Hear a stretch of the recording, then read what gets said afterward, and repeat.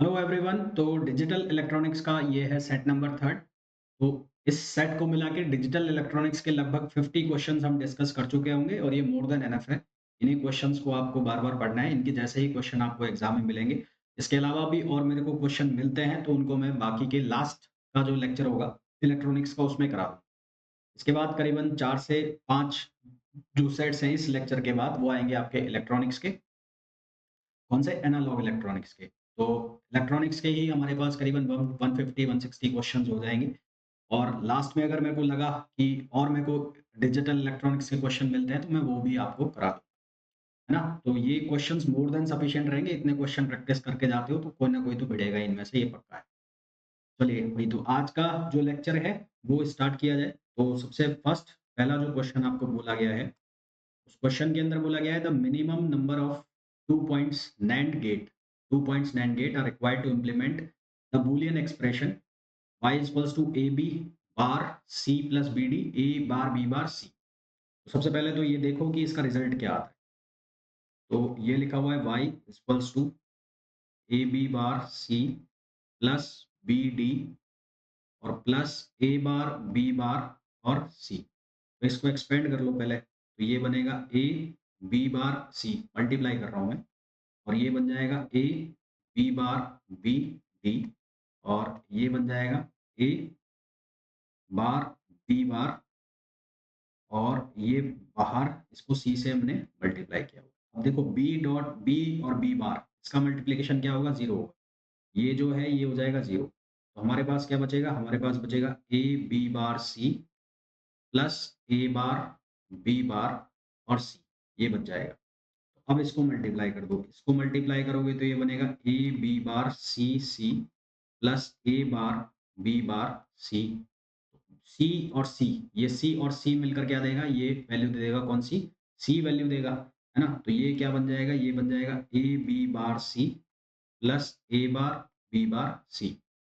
अब यहाँ सॉल्व करो। तो अब इसमें से कॉमन क्या निकाल लोगे आप? इसमें से कॉमन निकल रहा है, क्या कॉमन निकल रहा है? B bar C. तो बी बार सी को कॉमन निकाल लो, आपके पास बचेगा ए plus A bar. A plus A बार हो गया 1, तो ये बनेगा बी बार सी। ठीक है, क्या बनेगा? बी बार सी। मतलब आपने 3 इनपुट दिए, बी और सी। तो बी और सी आपने जब इनपुट दिया तो आपको बनाना है, क्या बनाना है? बी बार सी बार बनाना है, ये बनाना है आपको। 2 point NAND gate and 2 point NAND gate. तो minimum number of 2 point NAND gate चाहिए। तो कैसे बनाओगे? इसका बनेगा ऐसे,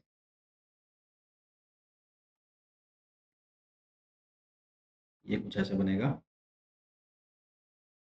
ये इसको आपने एक ही इनपुट सप्लाई किया और ये इनपुट जो आपने दिया वो दिया बी। तो यहाँ लगा दिया आपने नॉट, तो ये बन के जाएगा बी बार।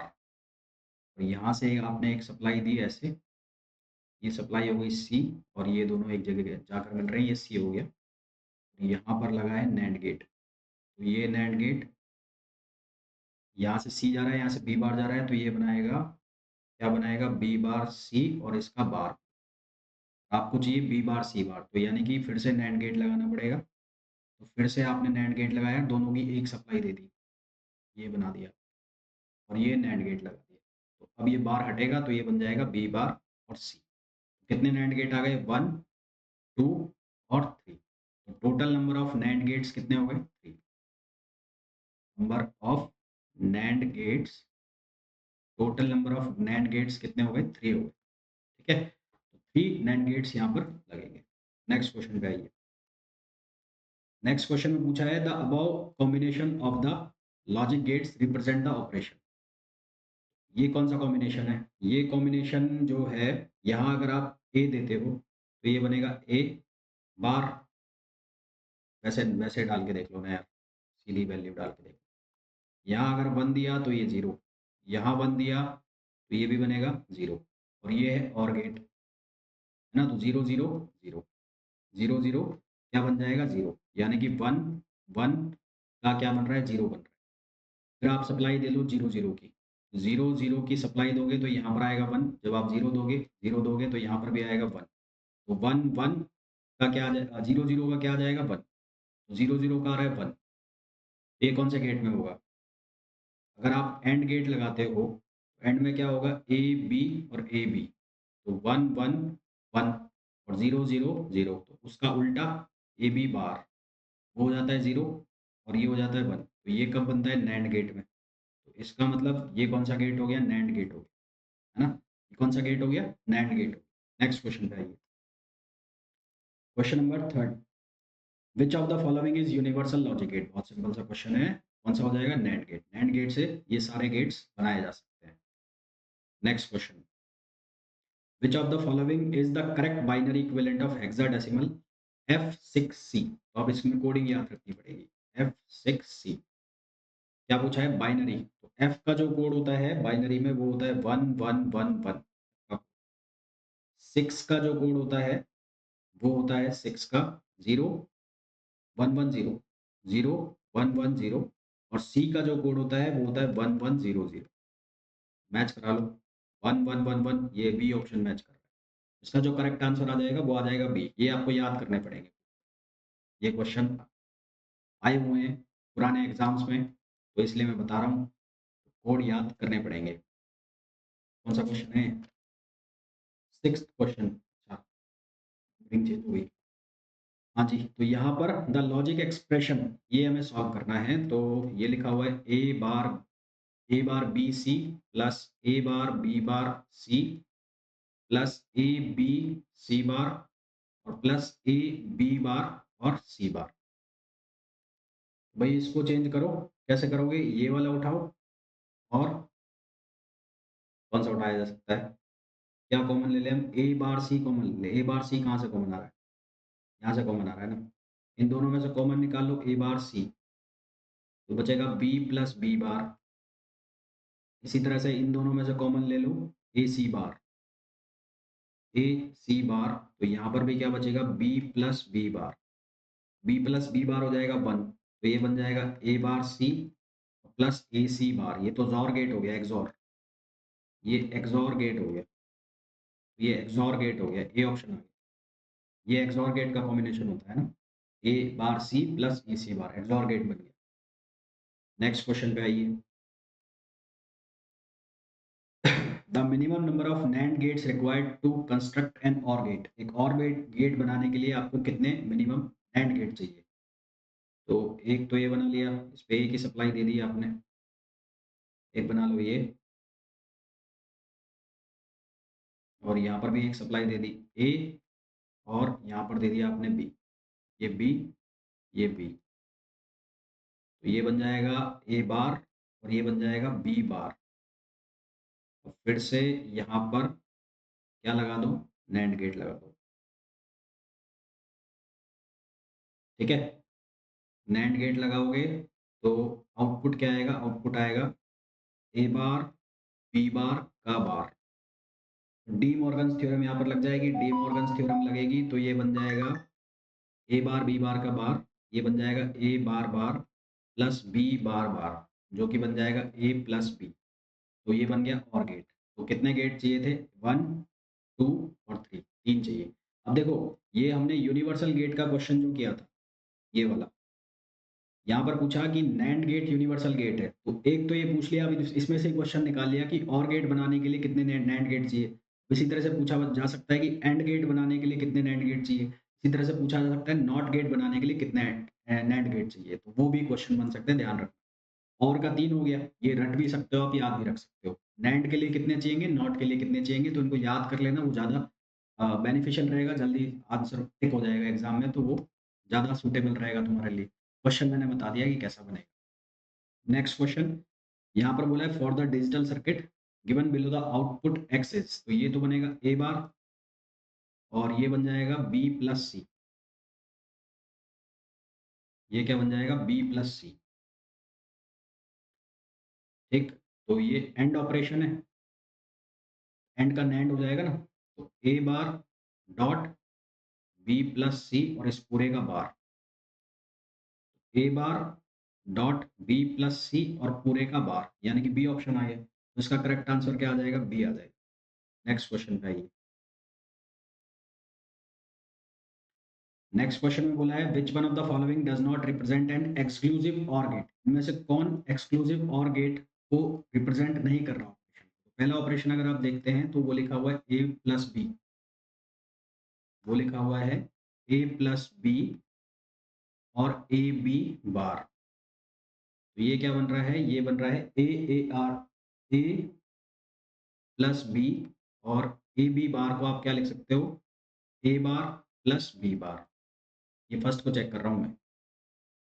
तो ये बन जाएगा A bar plus A B bar plus B A bar plus B B bar. तो ये तो हो गया 0, ये हो गया A B bar plus B A bar plus 0। इसका मतलब ये एक्सॉर है।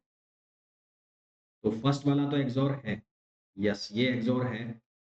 सेकंड है ही, दिख ही रहा है साफ-साफ। और थर्ड भी यहाँ से देखो तो ये बन ही रहा है, यही ऑपरेशन तो बन रहा है, तो थर्ड भी एक्सॉर है। तो इसका मतलब जो डी है वो गलत है ना?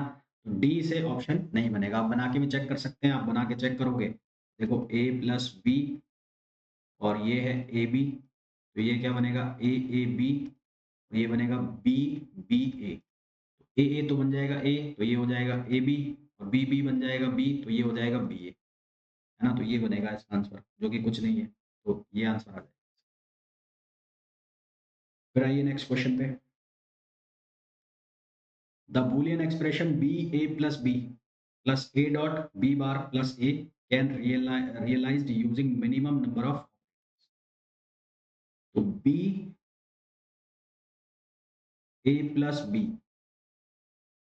ए डॉट बी प्लस ए, तो ये हो गया B A plus B B plus A B bar plus A, ये हो गया। तो यहाँ से क्या कॉमन निकालो भाई? इसमें से आप इसको चेक चेक करो पहले। तो यहाँ से बी और बी ए, और यहाँ क्या लिखा हुआ है? बी, ये लिखा हुआ है बी बी, तो ये बन जाएगा बी, तो ये बन गया बी ए प्लस बी, और प्लस ये बन जाएगा ए बी बार प्लस ए।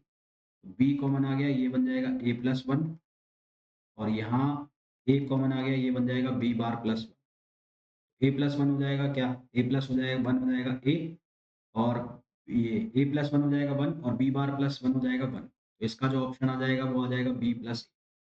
भाई A plus one equals to one और B bar plus one equals to one. ये क्या बन जाएगा? बी प्लस ए, और बी प्लस ए कौन सा गेट होता है? और गेट। और गेट हो गया ना? ऑप्शन क्या आ जाएगा? वन और गेट। तो इसका करेक्ट आंसर आ जाएगा सी। नेक्स्ट क्वेश्चन पे आइए। The Boolean expression y equals to A bar B bar, ये अलग अलग है, C bar D plus A bar B bar C D plus A bar B C bar D plus A bar B C D reduces to. तो इसमें से common निकाल लो आप, ए bar B bar और डी, इन दोनों में से, इन दोनों में से कॉमन निकाल लो ए बार बी बार और डी। तो यहाँ बनेगा सी प्लस सी बार या सी बार प्लस सी। इसी तरह से यहाँ से कॉमन निकल जाएगा ए बार, यहाँ से कॉमन निकल जाएगा ए बार बी और डी, तो ये बन जाएगा सी प्लस सी बार। तो ये सी प्लस सी बार जो है ये वैल्यू हो जाएगी वन, है ना? ये बन जाएगा A bar B bar D, plus ये बन जाएगा ए बार बी और डी। तो यहाँ से अब कॉमन निकाल लोगे आप ए बार डी, तो ये बन जाएगा B bar plus B bar plus B, again वापस क्या बन जाएगा? वन, तो ये बन जाएगा ए बार और डी। करेक्ट आंसर क्या आ जाएगा? ए बार डी, जो कि ऑप्शन है डी ऑप्शन है, तो डी ऑप्शन इसका करेक्ट आंसर हो जाएगा। Next question. इस क्वेश्चन में बोला है which of the following set of values given below does not satisfy Boolean relation.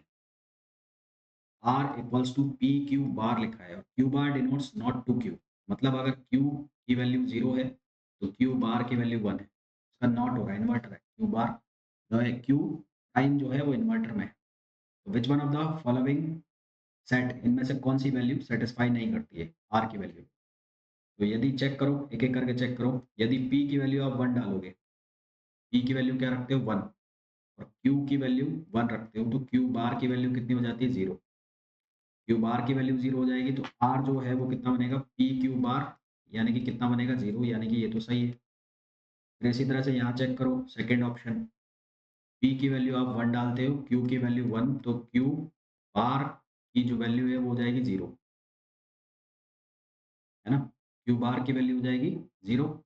तो यहाँ से जो आर है उसकी वैल्यू क्या है? पी क्यू बार। तो ये क्या बनेगा? आर की वैल्यू पी, पी की वैल्यू कितनी है? 1 और क्यू की वैल्यू 1 तो ये 0, तो 1 0, ये तो 0 आएगा आर की वैल्यू। तो ये पूछ रहा है which one of the set of value given below does not satisfy the Boolean relation. और चेक कर लेते हैं एक बार। थर्ड ऑप्शन पी की वैल्यू 0 और क्यू की वैल्यू 0, तो क्यू बार की वैल्यू हो गई 1। तो यहाँ से पी क्यू बार वो कितना आएगा? 0 आएगा, जो कि सही है। ये भी सही है। फिर आप चेक करो डी ऑप्शन। डी ऑप्शन में क्या है? पी की वैल्यू 0 और क्यू की वैल्यू 1। तो क्यू बार की वैल्यू हो जाएगी 0। तो आर की वैल्यू कितनी रखी? 1। आर की वैल्यू 1, तो यहाँ से 0 आएगा आर की वैल्यू। इसमें क्या बोला है? Which one of the set of given does not. P बराबर 1, क्यू बराबर 1 और आर इज इक्वल्स टू 0 आना चाहिए ना। यहाँ से बी में आंसर आना चाहिए 0 यहाँ पर। और p is equals to 0, q is equals to 0, q is equals to 1। यहाँ पर भी r की वैल्यू क्या आनी चाहिए? 0 आनी चाहिए। यहाँ पर भी 0 आनी चाहिए।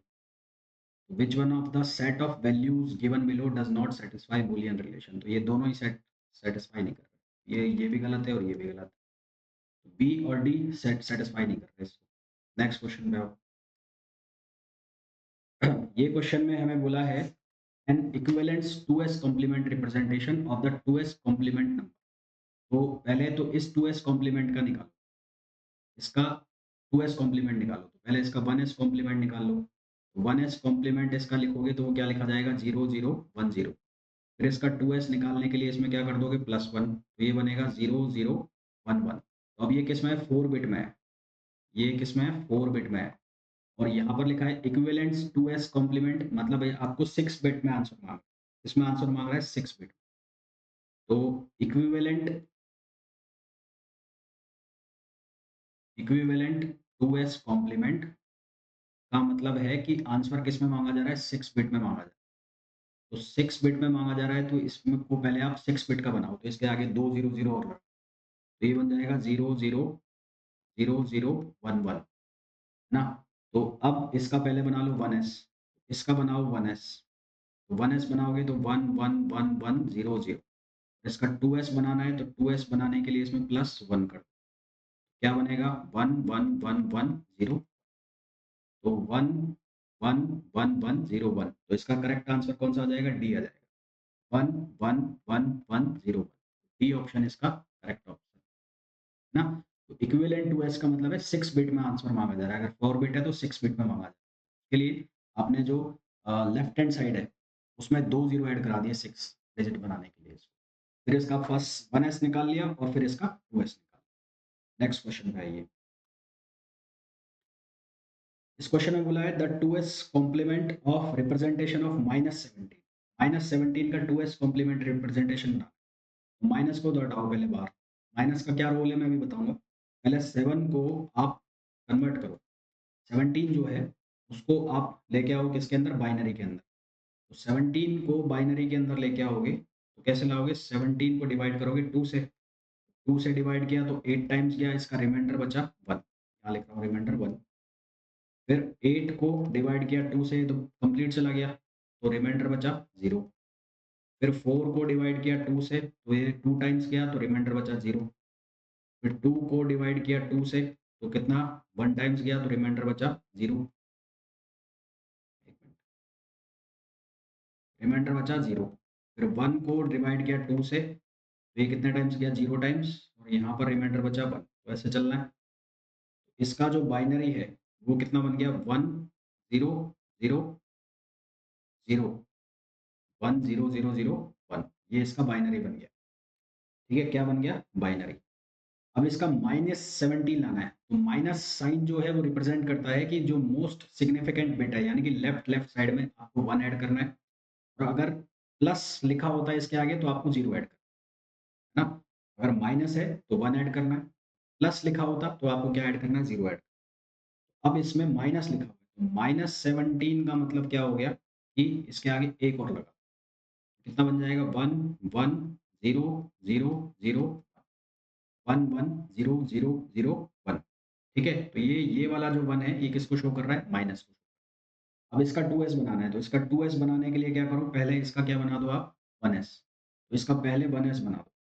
तो 1s इसका बनाओगे, तो वो क्या बनेगा? 0, ये भी कंसीडर होगा। 0 0 1 1 1 0 0 0 1 1 1 0। 2s बनाने के लिए क्या करो? इसमें +1 कर दो। 2s बनाने के लिए इसमें +1 कर दोगे, तो ये बनेगा 1 1 1 1 0। अच्छा, ये वाला चेंज नहीं होगा।